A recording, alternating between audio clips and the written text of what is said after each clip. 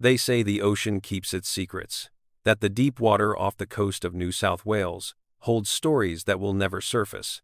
But sometimes, the ocean gives something back. And when it does, the truth that emerges can shatter everything we thought we knew. This is the story of Captain Jerry Reyes, a family man, a respected mariner with 23 years at sea, a father who coached weekend soccer and never missed his daughter's violin recitals. And on a warm September night in 2019, he vanished. September 17, 2019, Manly, Sydney. A Tuesday night like any other. Jerry Reyes kissed his wife Helen goodnight around 9:30 p.m. Their daughter Emma, 14 years old, was already asleep down the hall. The Reyes family lived in a modest weatherboard cottage, just 3 blocks from the beach, the kind of place where neighbors knew each other's names, and people still left their doors unlocked. Jerry had been home for 6 days. His rotation schedule with Pacific Pearl Cruises gave him 2 weeks at sea, 2 weeks on land.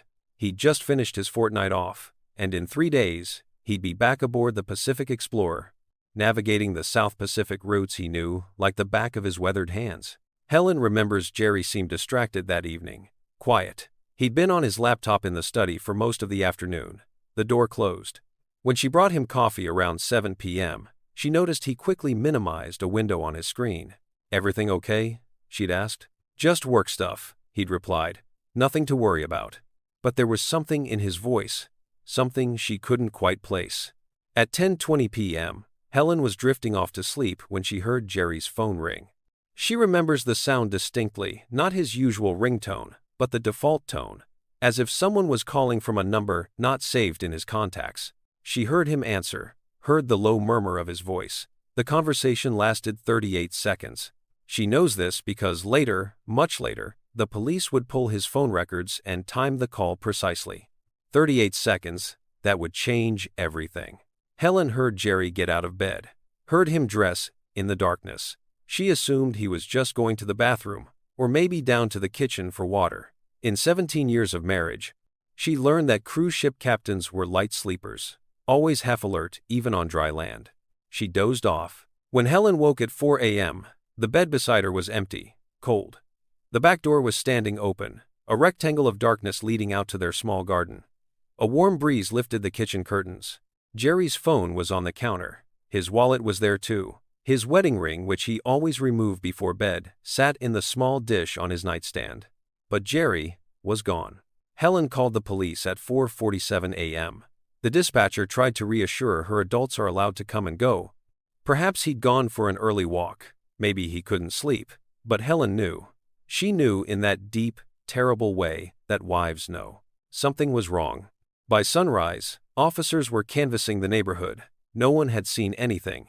No sounds of a struggle, no unfamiliar cars, no disturbance in the quiet hours between midnight and dawn. It was as if Jerry had simply walked into the darkness and dissolved. The police investigation began in earnest on day 2. Jerry's laptop was seized, but his browsing history had been wiped. The hard drive had been professionally cleaned using sophisticated software, not the kind of thing someone does on a whim. What had Jerry been looking at? What had he been so desperate to hide or to protect? On day 3, September 20th, Jerry's car was found. A silver Toyota Camry, perfectly parked in the small lot adjacent to Spit Bridge Marina, about 12 kilometers from his home. The car was locked. Nothing appeared disturbed. Inside, investigators found a marina parking receipt, time-stamped 11:22 p.m. on September 17th. Security footage from the marina told a chilling story. At 11:15 p.m., Jerry's Camry pulled into the lot. Jerry emerged from the driver's seat, alone. He was wearing jeans, a dark jacket, and running shoes. He walked with purpose toward the marina piers, his hands in his pockets, his head down. And then he disappeared off camera. The marina had 6 security cameras, but there was a notorious blind spot near Pier D, the oldest section, where luxury yachts and smaller vessels bobbed in their slips. The footage showed Jerry heading in that direction. He was never seen leaving. For 3 days, dive teams searched the waters around Spit Bridge. Nothing. Search dogs tracked Jerry's scent from the parking lot to the pier, where it stopped abruptly at the water's edge. Police interviewed every boat owner, every marina employee, every person who'd been in the area that night. No one had seen Captain Jerry Reyes. The media picked up the story on day 5. Experienced ship captain vanishes from Sydney Marina. The headlines painted a picture of mystery and speculation. Had he fallen? Jumped? Was this an accident? A suicide? Or something darker? Helen appeared on television, pleading for information. Emma stood beside her mother, her young face pale with grief and confusion. Jerry's crew members from Pacific Pearl Cruises released statements expressing shock and disbelief. The company offered a $50,000 reward for information leading to Jerry's whereabouts. But as the weeks turned into months, the case grew cold. Until someone started asking questions about what had happened 2 years earlier, aboard the Pacific Explorer. To understand what happened to Jerry Reyes in September 2019, we need to go back to March 2017. The Pacific Explorer was in the middle of a 14-day South Pacific cruise, Fiji, Vanuatu, New Caledonia. Over 2,000 passengers, 800 crew.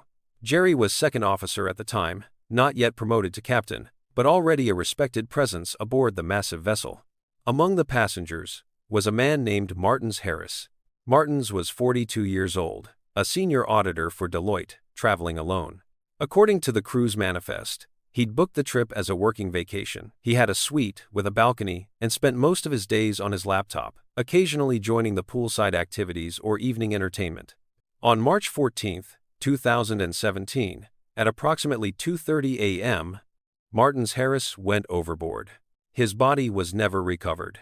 The official report, filed by Pacific Pearl Cruises and reviewed by maritime authorities, stated that Martins had been drinking heavily at the casino bar until midnight. Multiple witnesses confirmed he'd consumed at least 6 cocktails.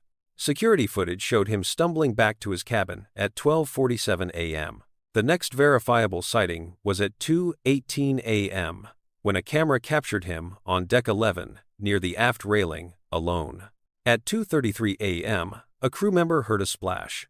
By the time the ship executed emergency procedures stopping engines, deploying lights, initiating search protocols, it was too late. The Pacific Explorer was in deep water, hundreds of kilometers from the nearest land.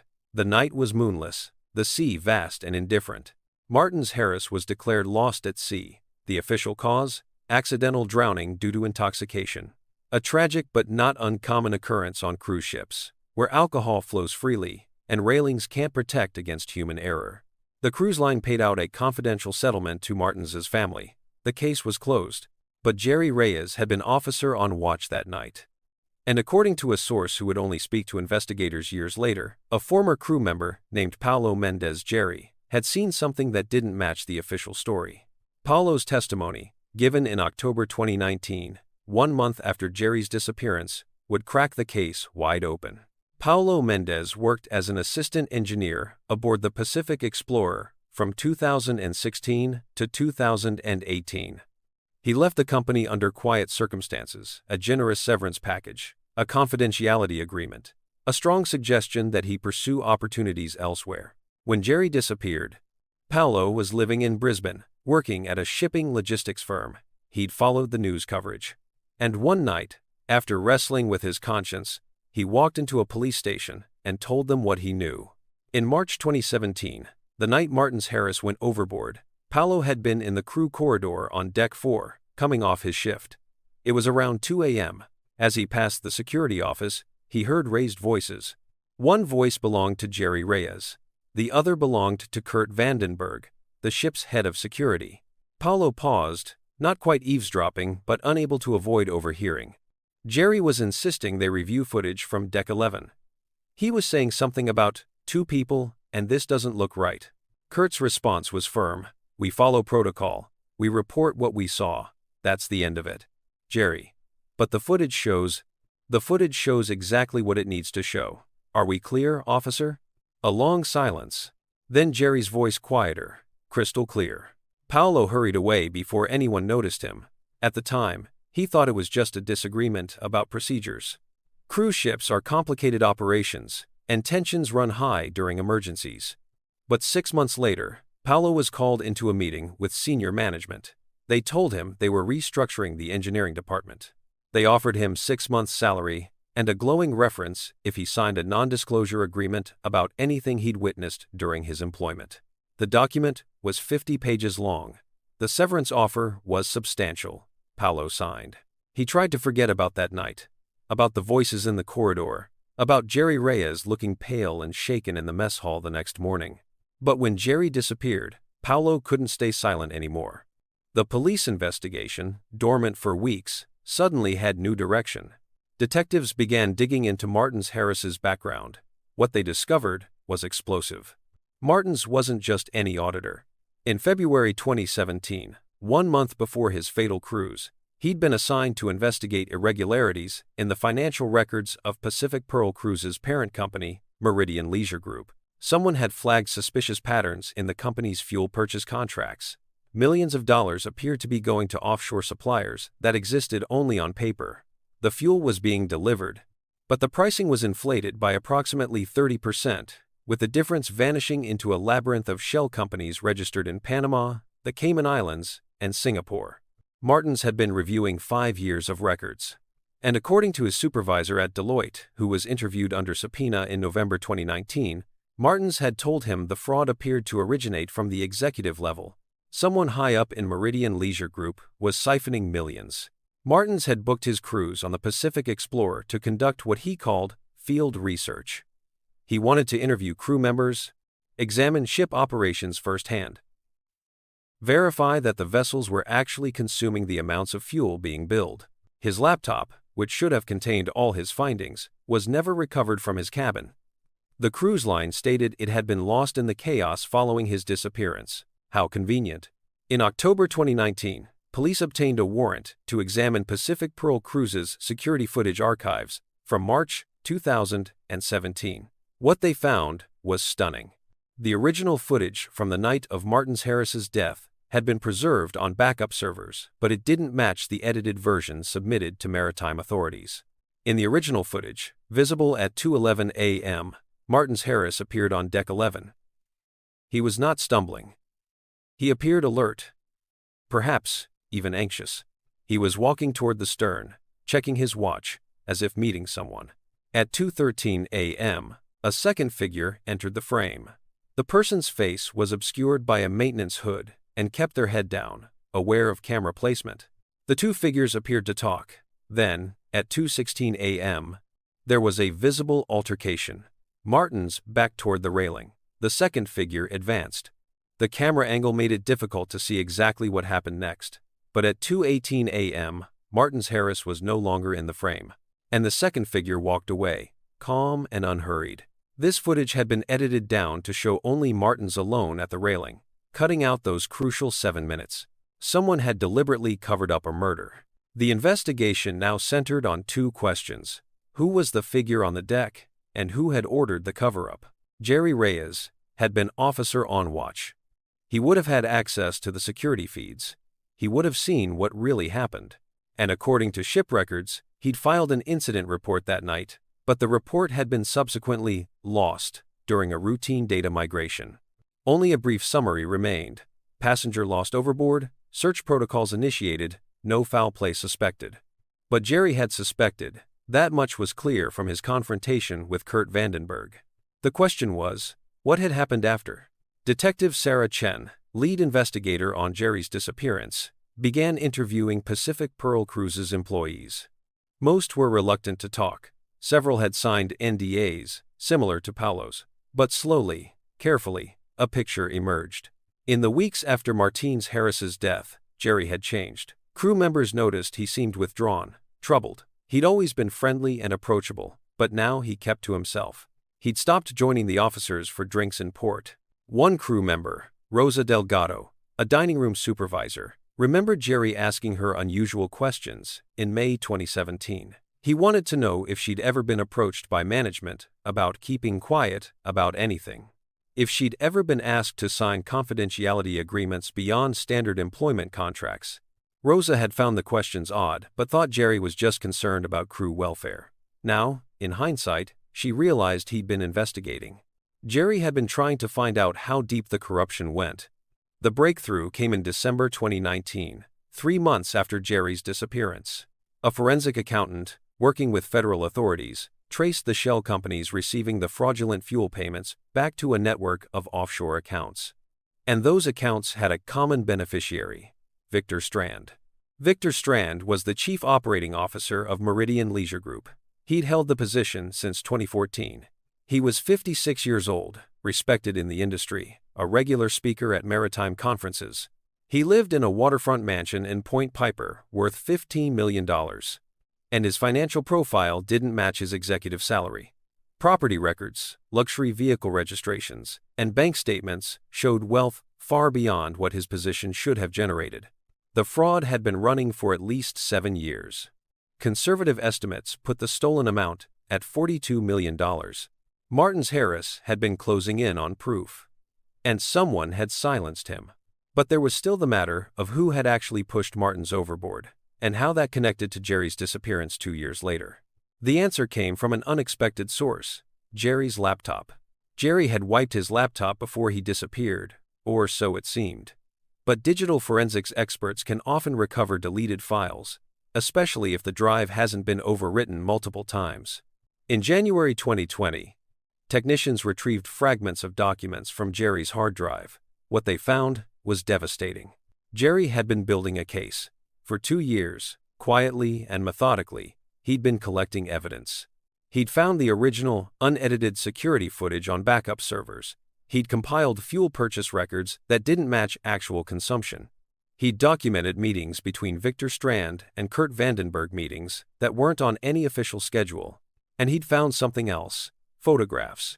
On March 14, 2017, at 2:14 a.m., Jerry had taken his personal phone and photographed his security monitor displaying the live feed from Deck 11. The image was grainy, taken at an angle, but it clearly showed 2 figures at the railing. And in that image, just before Martins Harris went over the side, the second figure turned slightly. The face was partially visible. Facial recognition analysis identified the figure as Kurt Vandenberg. The head of security had murdered Martins Harris. But Kurt hadn't acted alone. Phone records showed extensive communication between Kurt's mobile and a number registered to a burner phone. That burner phone had been used to make calls to Victor Strand's office line. The conspiracy was clear. Victor Strand had ordered the hit. Kurt Vandenberg had carried it out. And when Jerry started asking questions, they'd shut him down. For 2 years, Jerry had lived in fear. But he'd kept working. Kept documenting. He'd been planning to go to authorities. But he'd needed ironclad proof. Evidence that couldn't be dismissed or covered up by expensive lawyers and corporate influence. He'd been so close. And then, on September 17, 2019, his phone rang. Police obtained records for the phone call Jerry received at 10:20 p.m. It came from yet another burner phone, purchased with cash at a convenience store in Chatswood 3 days earlier. The phone was never used again after that single 38-second call. What was said in that call, we'll never know for certain, but investigators pieced together a likely scenario. Someone, probably Kurt Vandenberg, had discovered that Jerry was collecting evidence. Perhaps they'd hacked his computer. Perhaps someone Jerry had reached out to had betrayed him. However they learned about it, they knew Jerry was a threat. The call would have been designed to lure him out. Perhaps they claimed to have information about the Martins Harris case. Perhaps they offered to provide testimony. Perhaps they threatened Helen and Emma if Jerry didn't come alone. Whatever the bait, Jerry took it. He drove to Spit Bridge Marina, a location far from home, isolated at night, with convenient water access. He parked his car and walked to Pier D, where someone was waiting. Jerry never came home. In February 2020, a recreational diver named Marcus Chen was exploring the waters near the entrance to Middle Harbor, about 3 kilometers from Spit Bridge Marina. The tide had been unusually low, exposing areas typically submerged. Marcus found something caught in the rocks 15 meters down. A body, male, advanced decomposition, but dental records would later confirm the identity. Captain Jerry Reyes, 49 years old, father, husband, whistleblower. The medical examiner determined cause of death: drowning. But there was significant trauma to the back of Jerry's skull, consistent with being struck by a blunt object before entering the water. Jerry had been murdered. On March 3, 2020, police arrested Victor Strand at his Point Piper mansion. He was charged with conspiracy to commit murder, fraud, and obstruction of justice. On March 4, Kurt Vandenberg was arrested in Brisbane. where he'd relocated after leaving Pacific Pearl Cruises in 2018. He was charged with 2 counts of murder. The arrests shocked the maritime industry and sent ripples through the coastal communities from Sydney to Brisbane. How could this have happened? How could a corporation allow murder to go unpunished? How many others had known and stayed silent? The trial began in October 2020. The prosecution presented overwhelming evidence: the original security footage, Jerry's recovered files, financial records documenting the fraud, phone records linking Victor and Kurt. But the defense fought hard. Expensive lawyers argued the evidence was circumstantial.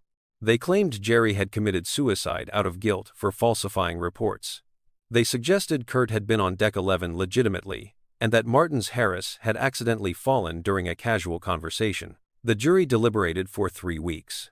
On November 12, 2020, Kurt Vandenberg was found guilty on both counts of first-degree murder. He was sentenced to life imprisonment without parole. Victor Strand was found guilty of conspiracy to commit murder in the death of Martins Harris, accessory after the fact in Jerry's death, and multiple counts of fraud. He received 35 years in prison. Pacific Pearl Cruises' parent company, Meridian Leisure Group, faced federal charges and civil lawsuits. The company was forced to pay $120 million in fines and restitution. Several executives resigned. The company's stock plummeted. And in the aftermath, maritime safety organizations implemented new requirements for independent oversight of shipboard security operations. Helen Reyes still lives in the weatherboard cottage in Manly. Emma is now 19, studying marine biology at university, a choice that honors her father's connection to the sea. They visit Jerry's grave every Sunday. It overlooks the harbor, the water stretching toward the horizon like an infinite possibility. In 2021, a memorial plaque was installed at Spit Bridge Marina. It reads, Captain Jerry Reyes, 1970 to 2019, a man of integrity who gave his life seeking justice, fair winds, and following seas. Martins Harris's family held a second memorial service after the trial concluded. For the first time, they had answers. The closure brought both relief and renewed grief. Pacific Pearl Cruises established a whistleblower protection fund in Jerry's name, offering legal support and protection for employees who report misconduct. It's a small step, but it matters. Because Jerry's story is not just about one good man. It's about the choice between safety and truth, between silence and justice, between protecting yourself and protecting others. Jerry Reyes chose truth, and it cost him everything. But his death brought down a criminal enterprise. It exposed corruption that had flourished in the shadows. It gave Martins Harris's family justice they'd been denied for 3 years. Sometimes the ocean does give back its secrets. Sometimes the truth surfaces, no matter how deep someone tried to bury it. And sometimes a man's final act, the evidence he left behind, the case he built in secret, the proof he gathered knowing he might not live to see justice done, becomes his greatest legacy. Jerry Reyes understood the risks. He knew what he was up against. But he also knew that some things are worth more than survival. Things like truth, like justice, like doing what's right even when it's dangerous. Especially when it's dangerous. The ocean off Sydney's coast still holds secrets. But it no longer holds the secret of what happened to Captain Jerry Reyes. That story has been told. The guilty have been punished. The innocent have been vindicated. And somewhere, beneath the waves, a good man can finally rest. This has been the story of the Sydney 2019 cold case, the disappearance that shocked a community and exposed a conspiracy that reached from the boardrooms of a multinational corporation to the dark waters off Spit Bridge Marina.